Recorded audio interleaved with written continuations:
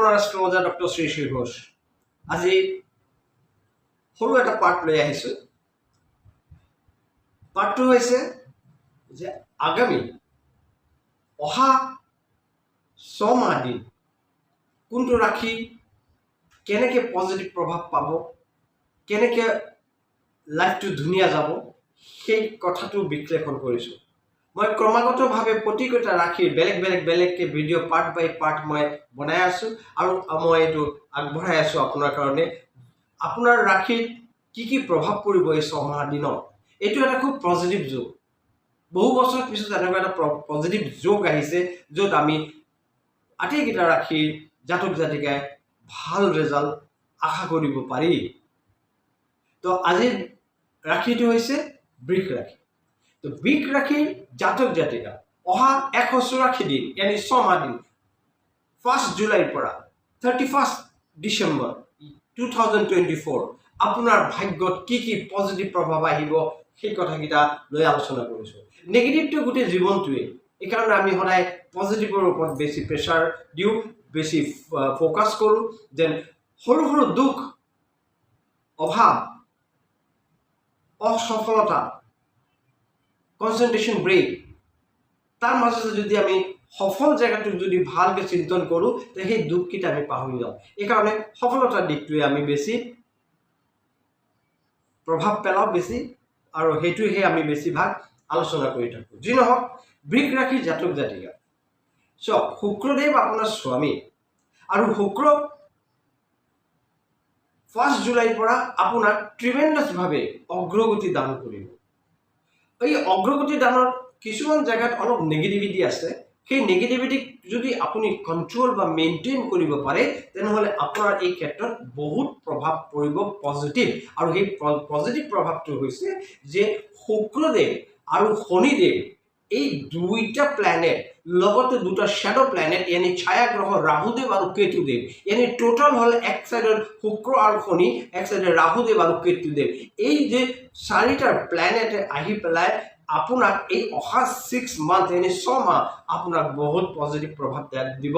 আৰু এই পজিটিভ প্ৰভাৱটো আপোনাৰ লাইফত হয়তো বহুত ডাঙৰ এটা স্মৃতি বা এটা এনেকুৱা মুহূৰ্ত ৰাখি যাব যে হয়তো আপুনি গোটেই জীৱন এইটো পাহৰিব নোৱাৰে।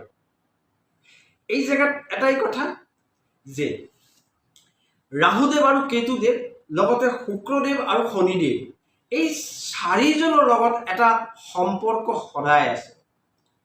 আমি মোটামুটি এনেকৈ ভাবোঁ যে শনিদেৱৰ ৰাইট হেণ্ড হৈছে ৰাহুদেৱ আৰু লেফ্ট হেণ্ড হৈছে কেতুদেৱ, শুক্ৰ হৈছে শুক্ৰাচাৰ্য, দানৱ, ৰাহু কেতুও দানৱতে আহে।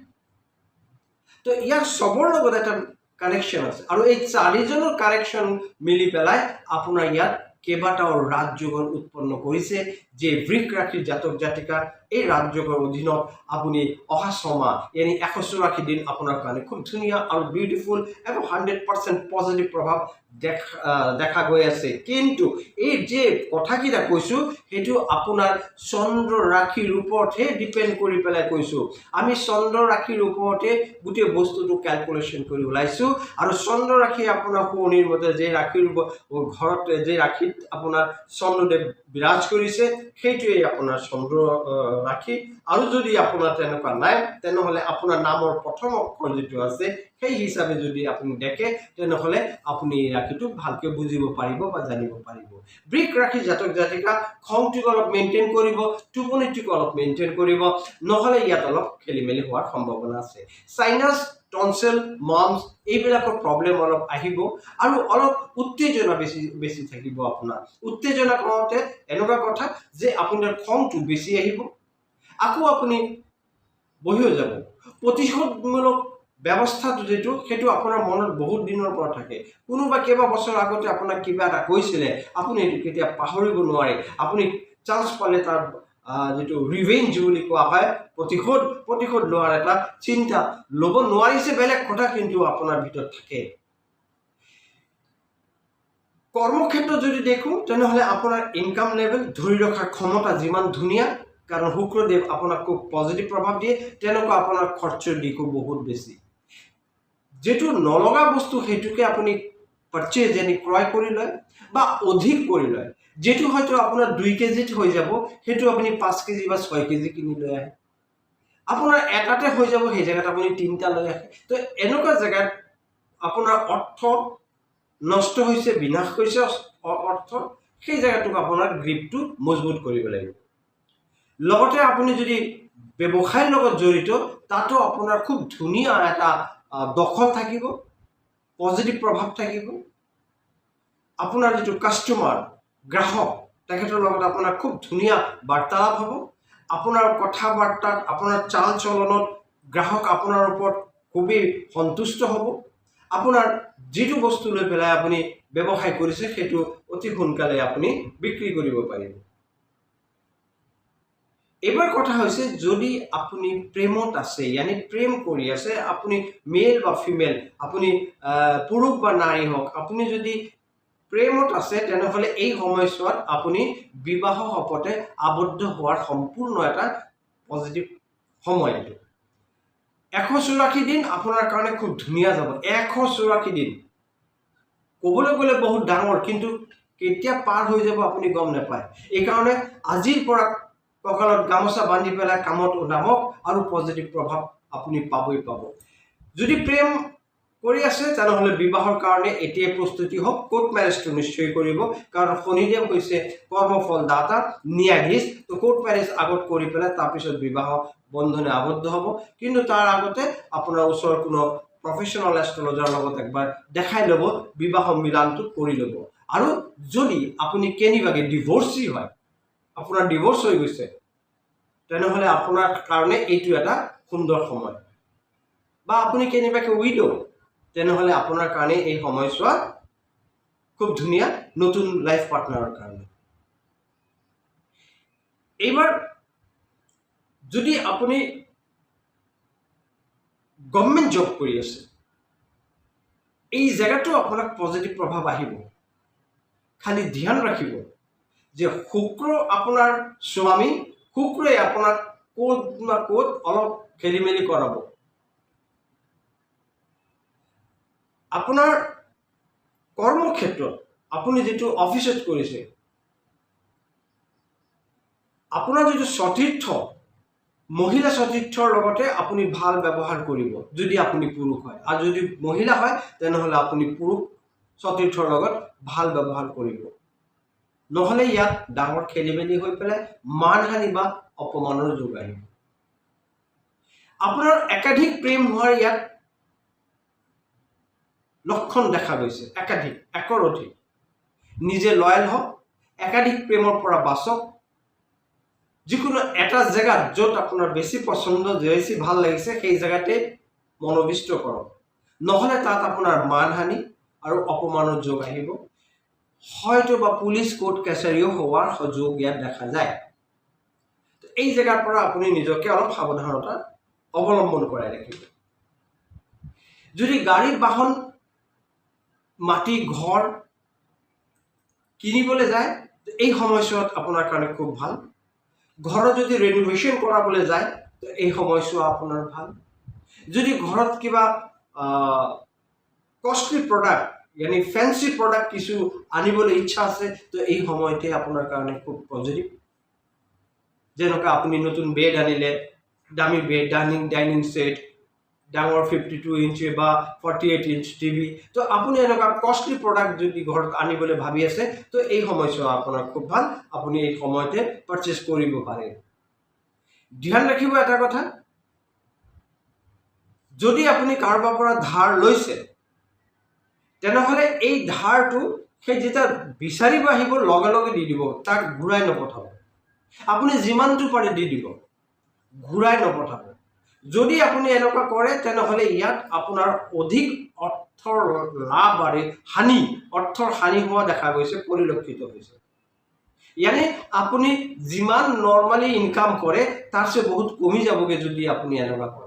আৰু যদি কেনিবাকে আপুনি কাৰোবাৰ ধাৰ দিছে, তেনেহলে সম্পূৰ্ণ কাগজ পত্ৰ কৰি কোৰ্টত গৈ পেলাই ৰেজিষ্টাৰ কৰি এই দলিল মাৰফতেহে ধাৰ দিব, বা আপুনি পোষ্ট ডেটেড চেকো লৈ ল'ব পাৰে।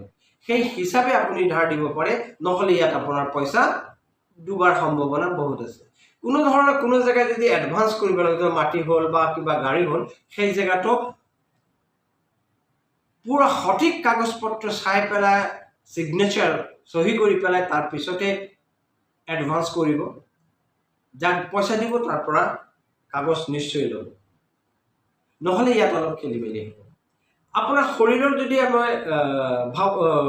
অৱস্থা কওঁ, তো শাৰীৰিকভাৱে আপোনাৰ পোষ্টেড গ্লেন্সত অলপ প্ৰব্লেম হোৱাৰ সম্ভাৱনা দেখা দিব।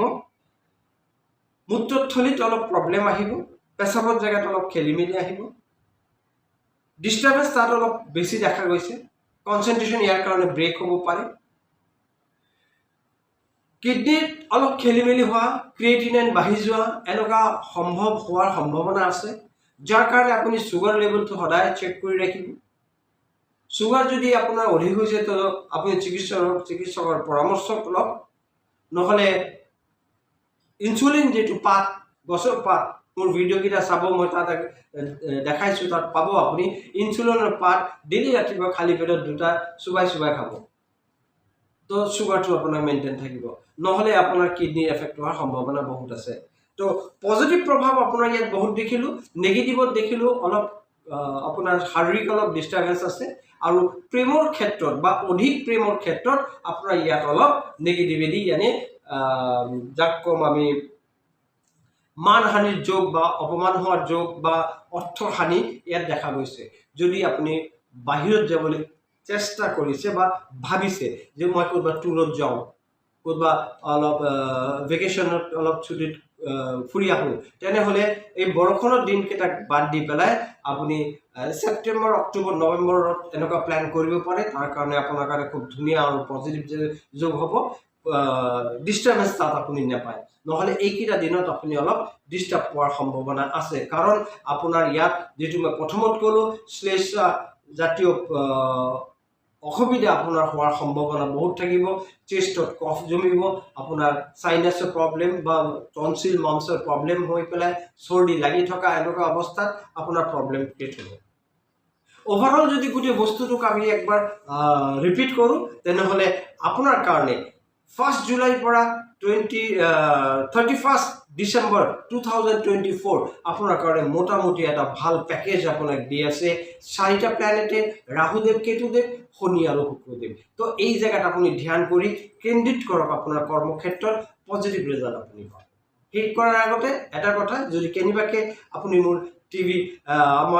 আপুনি মোৰ চেনেলটোত নতুন চাই আছে, তেনেহ'লে ছাবস্ক্ৰাইব কৰিবলৈ নাপাহৰিব, বেল আইকনটো বজাই দিব, আৰু লগতে নিশ্চয় শ্বেয়াৰ কৰিব, কাৰণ আপোনাৰ এটা শ্বেয়াৰ হয়তো বেলেগৰ খুব উপকাৰ হ'ব পাৰে, আৰু যদি বেলেগে অলপ উপকৃত হয় তো আপুনিও তাৰ পৰা বহুত উপকাৰ পাবই। তো ইমানটো নিশ্চয় কৰিব। লাষ্ট আমি শেষ কৰাৰ আগতে আপোনাক এটা সৰু ৰেমেডি কৈছোঁ, সেই ৰেমেডিটো আপুনি শুনক। সেই ৰেমেডিটো হৈছে যে আপুনি যেতিয়াই গা ধুৱে, যেতিয়াই মানে যদি বাহিৰত আছে, ক'ৰবাত গৈছে, তাতো সম্ভৱ, কিন্তু ৰাতিপুৱা যেতিয়াই আপুনি গা ধুব, গা ধোৱাৰ পিছত আধা বাল্টিং পানীত মোটামুটি 5ৰ পৰা 8-10 টোপাল কেম্ফৰ অইল, যাক আমি কেম্ফৰ অইল আপুনি অনলাইন পাই যাবগৈ, কৰ্পূৰ বুলি কোৱা হয় যে, কৰ্পূৰ, খোৱা কৰ্পূৰ বা পূজা দিয়া কৰ্পূৰৰ তেল বুলি কোৱা হয়, বা